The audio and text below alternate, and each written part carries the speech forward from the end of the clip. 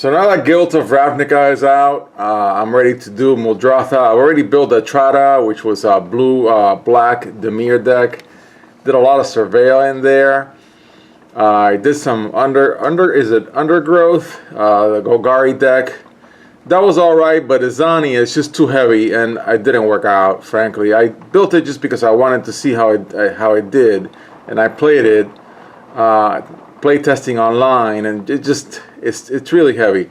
Muldrotha the works. I mean, works really well. I even played it in the pre-release for Dominaria. So I'm gonna do a first pass through the stuff that I really want. I even had my son look up a couple of cards just to make sure they were legal in Commander. Now Muldrotha, and if you've never seen a video about a Muldrotha build, it's all about playing each type of permanent from your graveyard once you play Muldrotha. And so you really, if you put in anything that's not a permanent, an instant or a sorcery, it better be good because it's not going to be part of your Muldrotha strategy, number one. Number two, you really want to have a strategy in your deck. This is going to be a commander build, of course, that if Muldrotha gets sapped and you can't use her, then you can still win the game with your, like, say, your big black flyers and your big green critters. All right, so let me move my piles. I'm going to do the best that I can. This time, unlike the Demir deck, I'm pretty sure every card in here is in Muldrotha's colors. I got some Simic cards last time that I just wasn't paying attention. Alright, so I've already ordered each pile with permanents in the front, and then the non-permanents, the instants and sorceries in the back. I'm going to be very picky in this first video. As you guys always know, I always do 15-minute videos, and I'm going to pick the absolute best cards that I think are going to fit this deck in a first pass. It could very well be that after that pass, I already have my 60 plus permanents, and then in the second video, I'll build it. Let's see how it goes. I've built Muldrotha multiple times by now, so I'm fairly familiar in how to build it. So I'm just putting in new cards and taking out some cards that I used to use. This guy is fantastic, and I definitely want to be in. And the same with this dude. And the Guild Mage. The Guild Mage is very good with Surveil, multiple Surveils. I also want Death Touch, even though this is a lowly common. Death Touch is going to help me a lot in my deck to really keep my opponent at bay. This guy is good, but I don't know right now if I want it. The Troll, okay, let's look at the Troll. I haven't put him in any deck yet. You can exile a creature from your graveyard. If you do, put a counter on the Troll. I'm not sure. You can discard a creature and put a counter on this. I'm not sure in a Muldrotha build I'm going to have so many creatures that I'm going to do that, because I want to have a bunch of enchantments and artifacts just to make sure that I can have the multiple casting thing out of the graveyard, and I want to protect my graveyard with it, instants and sorceries as well. So I don't think I'm in a build where I can afford to sack so many creatures. This guy is good because it may get Death Touch, but I'm not going to go for may. I'm going to go for it has. So I'm not going to do that. This guy does not fly. And so even though it surveils, I'm not going to put him in right now. This guy I'm going to put. I really want that rock out of it. My deck is your deck kind of card. You can do all kinds of games. It's only a 3-drop 2/2, and it's a flyer. I like it. I would put it in. I also want to draw cards. I don't care about the gaining life part, but I definitely care about the life gain. So I'm going to put this in. Not sure what I need, what I gain from having a Saproling thing going on.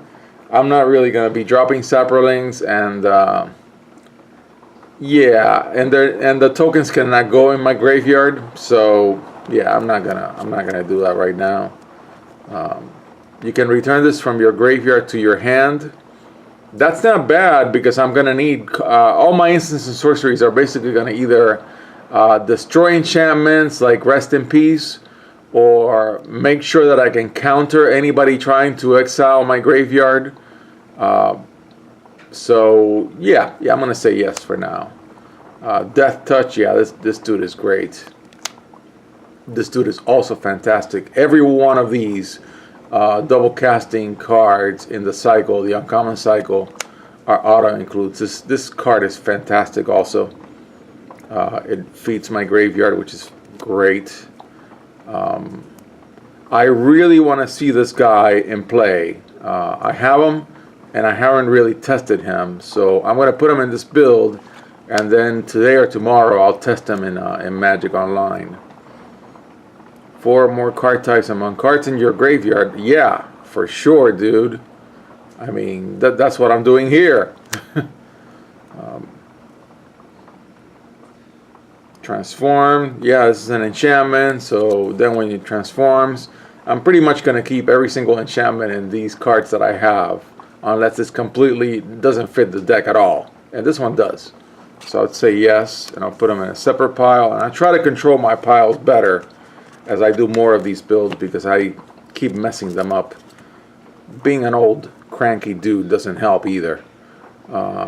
Yes, this is a fantastic... You betcha that I am a cranky old dude. I mean, auto include, of course. Then the instants and sorceries, for now, I'm not going to look through them yet.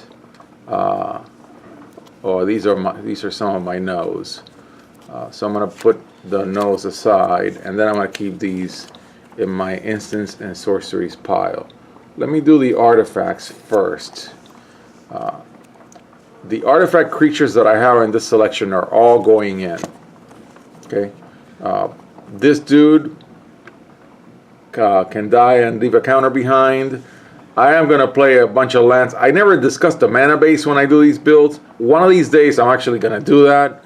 I mean, I've got all the shock lands from Cancer Tarkir, and all the fetch lands from Cancer Tarkir, and all 10 shock lands, at least one of them. Yeah, I've got enough lands where I could have a deck with actually 40 separately named, differently named land cards, and this dude would get big in that deck. And that's what I would do in this Muldrotha build. I want to attack, beat face, and if it dies, I'm going to cast it again later, hopefully. Yeah, I'm going to have enough artifacts, so this dude is actually going to help me. And this dude is going to help me with my mana in case I decide, oh, let's just do a really crappy mana build thing. So that's my pile of creatures. Okay.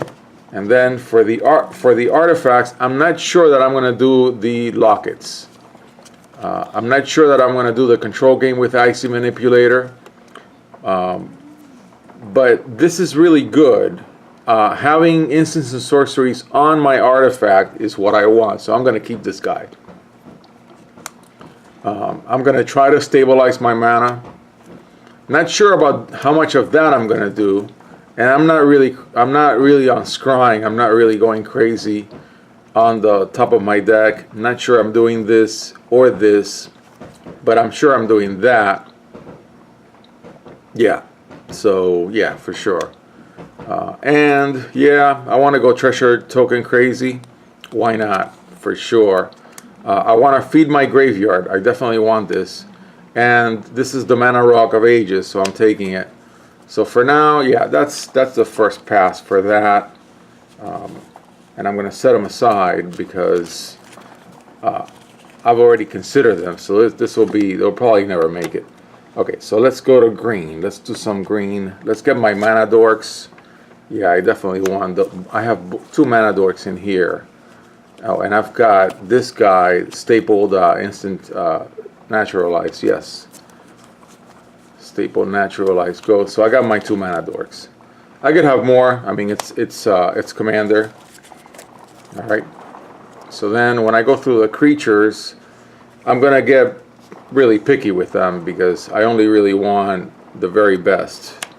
Explore is going to feed, but I've already gone through this card. It's not as strong. Let's see if I can get something better. Top 3 cards of your library into your graveyard. This guy is good. Yeah, this guy's a... I'm not sure that I'm on Enrage, but this could only get Enraged by combat, but that's fine. I'll take it. I'm not sure for now. Not sure for now.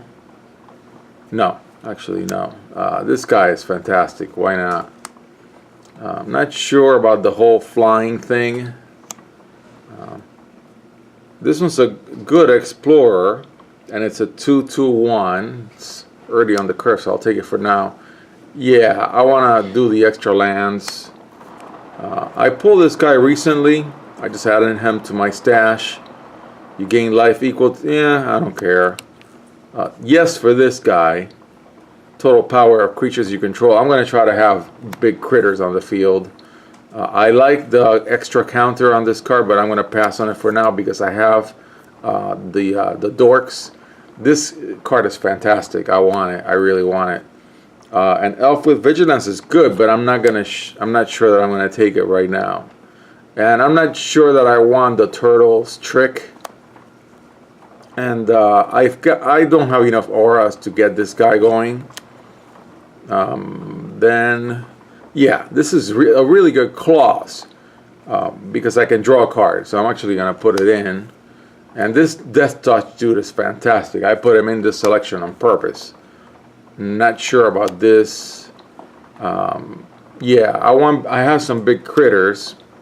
And I think I'm going to try to put these in. Both of these I'm going to try to put in. And the same with this aura. And of course, I mean, every time I build a deck these days, my Peasant's Chaos Cradle goes in. And I'm going to put this in because I'm heavy on enchantments. And then the instants and sorceries are going to go into the instants and sorceries pile after I do my count to see how much I have left. Now I want to pick some big black flyers for sure, or big black critters. This one's good. This one's not a flyer, but it's one hell of a beater. This is definitely one of my big flyers. I want it. Creature you control dies. I'm not on a sacking deck. Not sure. Whenever you surveil, I'm not going to be surveilling enough, so I'm going to say no. Sacks a creature. Each player who can't discards a card. Yeah, sure. Replaces itself, but I'm being really tight. Costs us discard, but I'm being really tight too. Looks at your opponent's hand, yeah. Gains you a card, but I'm being super tight too. Gain life. Cast it. Yeah, I'm not really gaining enough life to cast it from the graveyard that easily. Card, yeah, this feeds my graveyard. I want it. A low-level flyer where I can look at my opponent's deck. I like it a lot. And a single Death Touch dude is also great. Not sure about this guy. And not sure about this guy. An Explorer, I'm gonna put it in for now. My creatures are I just have so many good creatures to pick from in this selection. No and no. No. It's good, but I'm not going to consider it. I pulled this recently. Yeah, for sure. Then a big flyer, I would say yes. And another very big flyer, I'm going to say yes. The Chupacabra, I'm going to leave it for later. The Sacker that draws me a card, I'm going to say yes to it. Another Sacker. Doesn't do much of anything, but yeah, I'm going to put it in for now. Another Sacker. Sacrifice a creature. Yeah. Tutoring is really great in Commander. It's going to tutor for a pirate, and I have a few pirates. So I'm going to say yes. Good enchantment. I'm going to put it in. And another good enchantment. I pulled this card recently. And I'll discuss it further in a second video. Not sure about this guy, even though he's an aura, but I'm going to put it in. And then the instants and sorceries are going to go into the pile, and I'll consider them in a separate video. Running out of time, but luckily for blue, there really aren't that many permanents that I have at my disposal in this build. So I'm gonna put the pile of instants and sorceries aside. That's where a lot of my selections are gonna come from. And I'm gonna say that I want to consider this one for sure. Not sure about this one. And I'm gonna say yes. No, I'm not on instants and sorceries. Search equipment or vehicle, no. Not the crab, no way. Explore, yeah, but I'm not sure. Then, yeah, I'm not sure about this dude anyways. Nakomiwa, sure. I'm gonna stop right here and do a second video, so I'll get going in the next one.